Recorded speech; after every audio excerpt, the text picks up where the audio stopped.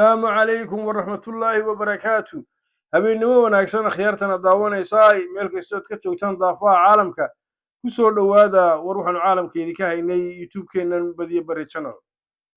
ورقا عاوان دينا إنه وحا ودورون ورقا كيمانا يدن كايا مريكانكا يوروب أفريكا إيشيا يو ورقا صومالدو أفريكا يكوشيرتو هدان ديكو وريا ورقا عالم حزب الرئيس الوزراء جبان سنة تكيجا ayaa helay guul weyn oo kuraasta baarlamaanka ah taasoo saameyn karta siyaasadda gobolka iyo iskaashiga Mareykanka iyo Aasiya. Dhinaca kale, siyaasadda dibadda Iran ayaa ogolaatay wadahadallo diiradda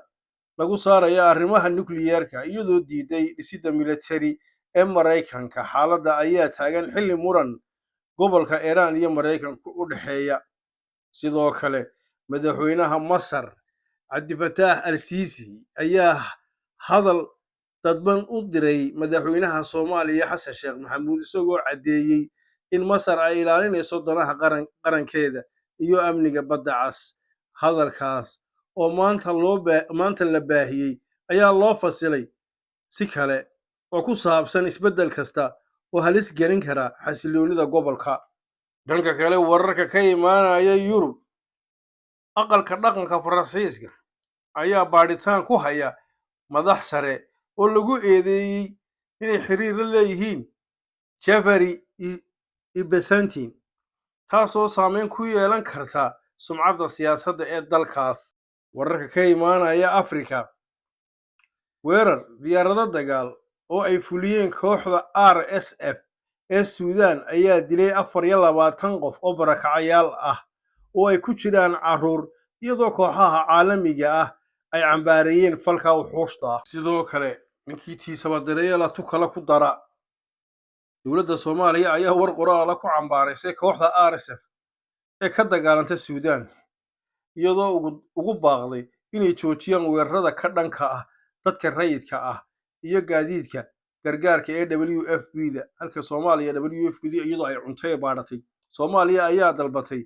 in dagaalka si degdeg ah loo joojiyo.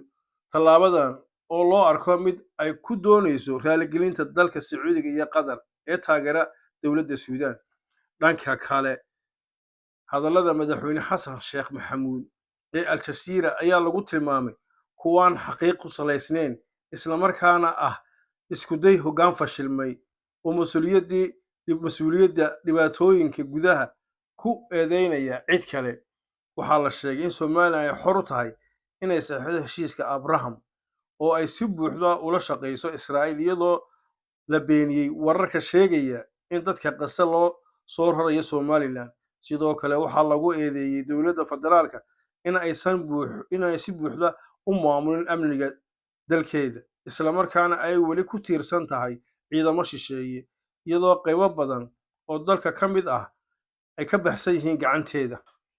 sidoo kale, madaxweynaha Soomaaliya oo lagu bartay nin wajiya badan ayaa yiri waa kii maamulka ku dhisay Laascaanood waqooyi bari. waxa la yiri maantana wuxuu yiri annagu waxaanu doonaynaa inaanu la hadalno one Somaliland, ma rabno gobollo iyo maamulo waqooyi amba Somaliland ka jira inaanu la hadalno. one Somaliland, labadii gobol ee midoobay inay wada hadlaan baanu doonaynaa buuri. Khaatumo iyo waqooyi bari iyo waxaas iska badaa university hawada ka baxeen. balla daawada waxa sii deynaya saaxiibkeen Cabdisamade. waraysigii Al Jazeera madaxweyne Xasan Sheekh Maxamuud waqooyi bari meesha uu ka saarayba wuxuu taagan yahay haddii aan hadlayno waxaan la hadlaynaa Somaliland oo hal ah. okay, Somaliland oo hal ah ayaan la hadlaynaa ayuu madaxweyne Xasan Sheekh Maxamuud sheegay.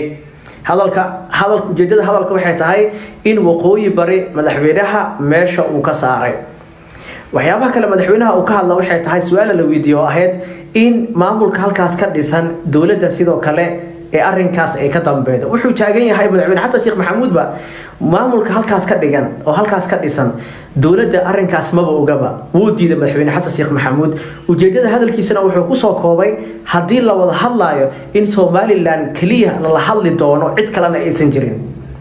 sheekadan dhigeyso wada hadallo kala jiro oo dhahay oo London lagu qabtay iyo Turkiga madaxweynaha sidoo kale uu ka hadlay waxyaabaha kale madaxweynaha waxa kamid ah in Soomaaliland gudaheeda ay jiraan dad Soomaalinimada ay ku weyn tahay sheekadan dhigeyso dad Soomaalinimada ay ku weyn tahay ee rabaan inay Soomaaliya la midoobaan laakiinse Somaliland halkaas pressure iyo cadaadis uga imaanayaan aysan rabin inay Soomaaliya qayb ay ka noqdaan dadka reer Somaliland jecel midnimada madaxweynaha sidoo kale uu sheegay waxyaabaha kale ka hadla waxa kamid ah in khilaafka Somaliland ka jira ama dadkan hadda waqooyi bari iyo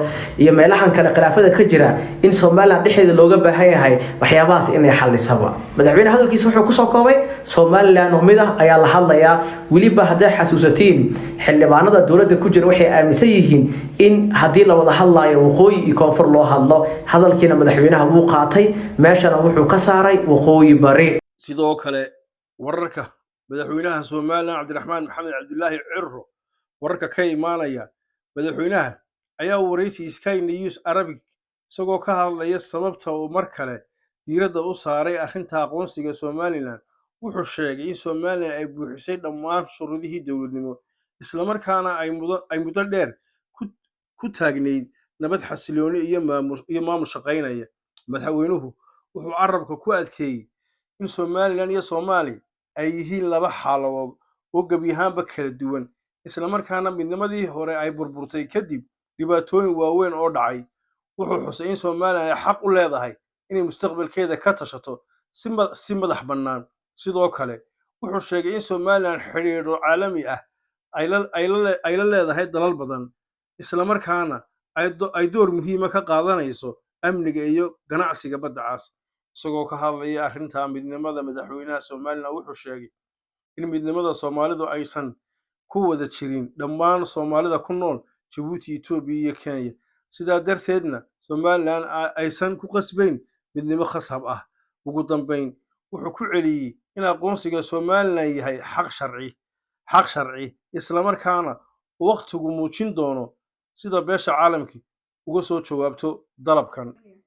daawadayaal war waxaan caawidiinaynaa caalamku waa naga intaa tan iyo intaan dib u kulmayno habeenimo wanaagsan khiyaartana daawanaysaa subscribe-kii bariyaan waad la habsaanteen iyo share-tii comment-kii like-tii please la dhaca subscribe-tii saar baalka bye